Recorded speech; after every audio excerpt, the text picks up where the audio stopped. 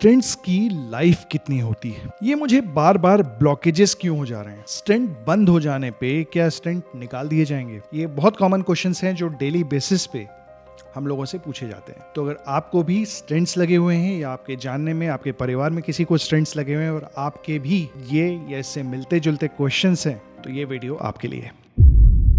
तो सबसे पहले हार्ट के स्टेंट्स क्या होते हैं। बेसिकली हार्ट की नलियों में या नाड़ियों में दो तरह की बीमारियां हो सकती हैं, एक स्टेबल ब्लॉकेजेस और दूसरा हार्ट अटैक। स्टेबल ब्लॉकेजेस यानी कि पेशेंट चलता है, उसको चेस्ट डिस्कम्फर्ट होता है, पेशेंट खड़ा हो जाता है, उसको आराम पड़ जाता है। और दूसरा हार्ट अटैक, जो कि हम सब जानते हैं।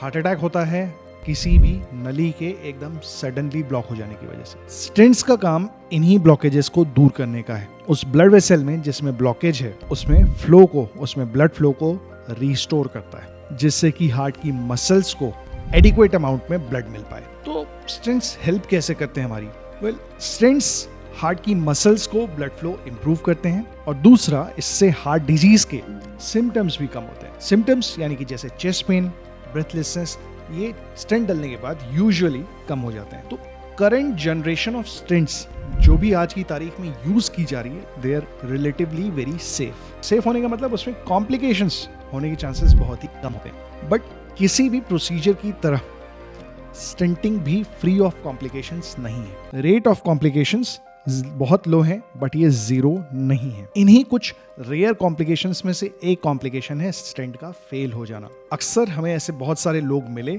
जिन्होंने हमसे पूछा, हमारे केस में स्टेंट सक्सेसफुल नहीं था। तो बात आती है स्टेंट्स फेल क्यों होते हैं, स्टेंट के फेल होने के पीछे क्या कारण होते हैं। स्टेंट के फेल होने में बेसिकली दो एंटिटीज या दो अलग अलग कंडीशंस आती हैं। एक स्टेंट थ्रोम्बोसिस यानी कि स्टेंट के अंदर ही क्लॉट का फॉर्मेशन हो गया, और दूसरा इन स्टेंट रीस्टेनोसिस यानी कि स्टेंट के अंदर ही नए ब्लॉकेजेस का फॉर्मेशन हो गया। तो बात आती है कि ऐसा होता क्यों है, क्यों स्टेंट डलने के बाद भी लोगों को प्रॉब्लम हो सकती है, ये कैसे स्टेंट्स ब्लॉक हो जा रहे हैं। तो इसका एक्सप्लेनेशन है, कुछ आपके इसके लाइफस्टाइल फैक्टर्स इसके लिए रिस्पॉन्सिबल हो सकते हैं, कुछ स्टेंट रिलेटेड फैक्टर इसके लिए रिस्पॉन्सिबल हो सकते हैं, और कुछ प्रोसीजर रिलेटेड फैक्टर्स इसके लिए रिस्पॉन्सिबल हो सकते हैं। लाइफस्टाइल फैक्टर्स यानी कि पेशेंट ऐसा क्या कर रहा है जिसकी वजह से स्टेंट्स में प्रॉब्लम आ रही है, ये पेशेंट्स के लिए जानना बहुत ज़रूरी होता है। कुछ ऐसी कंडीशंस हैं, कुछ ऐसी बीमारियां हैं जिनके होने पे स्टेंट में ब्लॉकेजेस या रीब्लॉकेजेस होने के चांसेस बहुत ज़्यादा बढ़ जाते हैं। जैसे कि नंबर 1, डायबिटीज़ स्टेंट्स के अंदर और नए ब्लॉकेजेस दोनों के पीछे ही बहुत कॉमन और बहुत इंपॉर्टेंट रिस्क फैक्टर है। अगर आपको डायबिटीज़ है और आपकी डायबिटीज़ पुअरली कंट्रोल्ड है, तो उसमें चांसेस अच्छे खासे हैं कि स्टेंट्स के अंदर भी ब्लॉकेजेस हो सकते हैं। दूसरा, अगर आपको क्रॉनिक किडनी डिजीज है, यानी आपकी किडनी पैरामीटर्स डिरेंज्ड हैं, आपका क्रिएटिनिन डिरेंज्ड है, तो उसमें भी चांसेस ठीक ठाक होते हैं, उसमें भी चांसेस हाई होते हैं स्टेंट के अंदर री-ब्लॉकेजेस होने के। अगर आपको ब्लड प्रेशर है और आपका ब्लड प्रेशर पुअरली कंट्रोल्ड है, तो इस कंडीशन में भी स्टेंट के अंदर ब्लॉकेजेस, नए ब्लॉकेजेस का फॉर्मेशन हो सकता है। कुछ पेशेंट्स की आदतें, कुछ उनकी लाइफस्टाइल रिस्पॉन्सिबल हो सकती है स्टेंट्स के अंदर री-ब्लॉकेजेस के लिए। तो इन लाइफस्टाइल फैक्टर्स में जो सबसे इंपॉर्टेंट और सबसे क्रूशियल रिस्क फैक्टर होता है, वो होता है सिगरेट स्मोकिंग। स्मोकिंग एक ऐसा रिस्क फैक्टर है जो हार्ट की आर्टरीज में ब्लॉकेजेस कराने के चांसेस को बहुत ज्यादा बढ़ा देता है। स्टेंट डलने के बाद भी अगर आप स्मोक करना कंटिन्यू करते हो, then you are asking for trouble. तो आप उसमें वेट कर रहे हो कि कुछ कॉम्प्लिकेशन हो, उसके बाद मैं स्मोकिंग छोड़ूंगा और फिर मैं आके डॉक्टर से पूछूंगा कि मुझे कैसे हो गया। Very good question.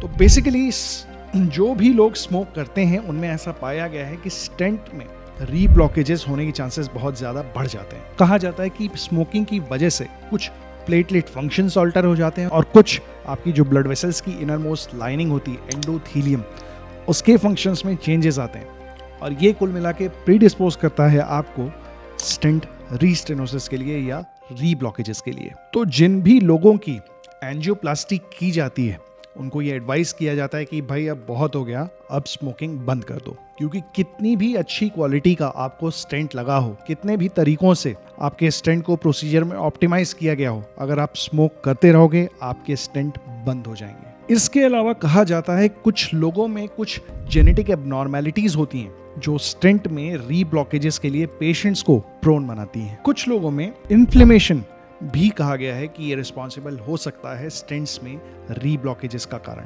Besides this, कुछ ऐसे सर्कमस्टांसेस होते हैं, कुछ ऐसे पेशेंट्स के एंजियोग्राफिक लीजन्स होते हैं जिसको ठीक करने में इन स्टेंट रीस्टेनोसिस के चांसेस थोड़े ज्यादा होते हैं, यानी कि रीब्लॉकेजेस के चांसेस कभी कभी थोड़े ज्यादा हो सकते हैं। ऐसे कौन से पेशेंट्स होते हैं?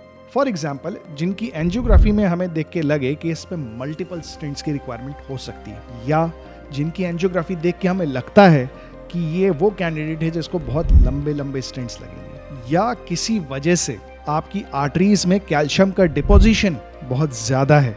उन कंडीशंस में भी कहा जाता है कि चांसेस ऑफ रीओक्लूजन बढ़े हुए हो सकते हैं। कुछ पेशेंट्स, हार्ट की बीमारियों में ज्यादातर मरीजों में पिल बर्डन ज्यादा होता है, यानी कि पेशेंट्स को शुरुआती कुछ टाइम में दवाएं ज्यादा खानी पड़ती हैं। कुछ पेशेंट्स को ये बहुत ही इरिटेटिंग लगता है। कई बार ऐसा होता है कि पेशेंट्स ने अपने आप से या यूट्यूब से किसी ज्ञानी आदमी की बात सुन के अपनी दवाइयाँ खाना बंद कर दिया। दवाइयाँ खाना बंद करने से भी, यानी कि ट्रीटमेंट से अधेरेंस पुअर होने पे भी स्टेंट में ब्लॉकेजेस और स्टेंट के अंदर क्लॉटिंग, ये दोनों होने के चांसेस बढ़ सकते हैं। वो कौन सी दवाइयाँ हैं जो ये ब्लॉकेजेस और ये ब्लड की क्लॉटिंग स्टेंट के अंदर बंद कर रही हैं? तो इनमें सबसे इंपॉर्टेंट दवाएं हैं ब्लड थिनर्स। इसीलिए ऐसा कहा जाता है कि अपने ब्लड थिनर्स को अपने कार्डियोलॉजिस्ट से पूछे बगैर खुद से कभी मत बंद करिए। But there are circumstances, there are times when we see patients who end up consuming some misinformation on YouTube or other social media platforms and they end up on cath lab table again. Blood thinners के अलावा एक बहुत ही important drug group जो patients को चल रहा होता है वो होता है statins, यानी कि कोलेस्ट्रॉल लोअरिंग मेडिसिन्स। ऐसा पाया गया है कि कोलेस्ट्रॉल लोअरिंग मेडिसिन्स अगर हमारे कोलेस्ट्रॉल को कम करके रखें तो उसमें स्टेंट के रीब्लॉकेजेस होने के चांसेस काफ़ी कम हो जाते हैं। जब से साइंस है तब से साइंस के डिनायलिस्ट हैं। जब से हमारे पास एविडेंस आया है तब से हमारे पास एविडेंस डिनायलिस्ट रहे हैं। स्टैटिन्स का काफ़ी स्टडीज़ में हार्ट डिजीज़ के प्रिवेंशन और हार्ट डिजीज़ के प्रोग्रेशन को रोकने में काफ़ी रोल पाया गया है। But there are people who are strongly opinionated against statins. इससे होता यह है कि पेशेंट्स इन्हीं साइंस डिनायलिस्ट, इन्हीं स्टैटिन डिनायर्स की आवाज़ सोशल मीडिया प्लेटफॉर्म्स पे सुनते हैं। They end up defaulting their treatment and unfortunately they land up with reblockage. कैसे आइडेंटिफाई किया जा सकता है कि स्टेंट में फेलियर हो रहा है या स्टेंट में ब्लॉकेजेस फिर से आ रहे हैं? तो कुछ इसमें वार्निंग साइंस होते हैं। वार्निंग साइंस यानी कि जैसे आपको स्टेंट लगने से पहले परेशानी हुई थी, चेस्ट हेवीनेस हुआ था, किसी तरह का चेस्ट पेन हुआ था, या शॉर्टनेस ऑफ ब्रेथ यानी सांस फूलने की दिक्कत हुई थी, सेम वैसी ही परेशानी आपको हो सकती है। एक इंपॉर्टेंट बात इसमें जो जानने की ये भी है कि रीस्टेनोसिस या रीब्लॉकेजेस 50% केसेस में एसिम्प्टोमेटिक हो सकता है, यानी कि हो सकता है इसके पीछे कोई भी सिम्टम ना हो। अब इस एसिम्प्टोमेटिक रीब्लॉकेज को ढूंढने के लिए अलग अलग मोडालिटीज होती हैं। तो क्या करें? सीटी एंजियोग्राफी करा लें। कहते हैं सीटी एंजियोग्राफी स्टेंट के अंदर होने वाले ब्लॉकेजेस के लिए बहुत अच्छी इन्वेस्टिगेशन नहीं है। स्टेंट के अंदर अगर कुछ हो रहा है, सीटी एंजियो से मिलने वाली इंफॉर्मेशन स्टेंट्स के केस में अनरिलायबल होती है। It is not reliable, it is not a good investigation, it is not a dependable investigation.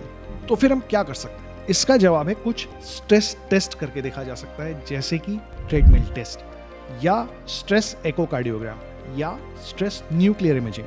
ये कुछ टेस्ट हैं जो कि साइलेंट रीब्लॉकेजेस को समय रहते आइडेंटिफाई कर सकता है। ऐसा नहीं है कि स्टेंट में ब्लॉकेजेस बहुत ही स्टेबल डिजीज के साथ हर समय प्रेजेंट करें। 1/3 ऑफ द केसेस में स्टेंट में होने वाले ब्लॉकेजेस रेस्ट एंजाइना के फॉर्म में, यानी कि बैठे बैठे होने वाले चेस्ट पेन के फॉर्म में प्रेजेंट कर सकते हैं। इन केस अगर आपके स्टेंट के अंदर क्लॉट बन गया, यानी स्टेंट थ्रोम्बोसिस हो गई है, तो उसमें प्रेजेंटेशन हार्ट अटैक की हो सकती है। वो अपने आप में काफी चैलेंजिंग सिचुएशन होती है। फिर बात आती है स्टेंट फेलियर को मैनेज कैसे किया जा सकता है। कुछ लोगों को लगता है कि हम पुराने स्टेंट्स निकाल देंगे, कुछ लोगों को लगता है हम पुराने स्टेंट्स की सफाई कर देंगे।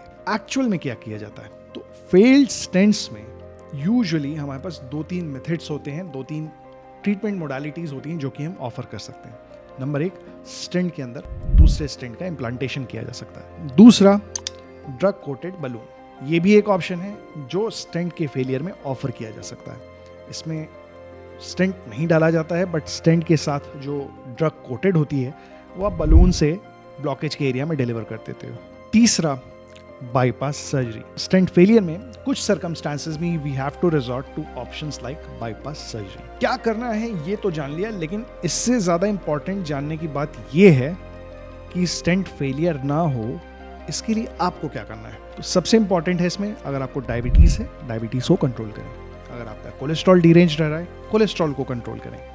तीसरा, मेडिसिन ना छोड़ें, किसी के बहकावे में ना आए, दवाएं अपने आप से बंद नहीं करनी है। इसके अलावा सबसे इंपॉर्टेंट बात, स्मोकिंग बंद करिए। एक रिवर्सिबल रिस्क फैक्टर है जो आप हटाते हैं अपनी लाइफस्टाइल से, तो उसमें आप chances of landing up into trouble कम कर ले जाते हैं। इसमें याद रखने की बात यही है, prevention is easier than cure. Usually हम बहुत सारी बीमारियों में कहते हैं prevention is better than cure. Stent failure के केस में हम ये कह सकते हैं कि prevention is easier than cure. Stent fail क्यों होता है ये तो आपने जान लिया। स्टेंट लगने के बाद लाइफस्टाइल में क्या चेंजेस करने होते हैं ये जानने के लिए इस वाली वीडियो को जाकर देखो।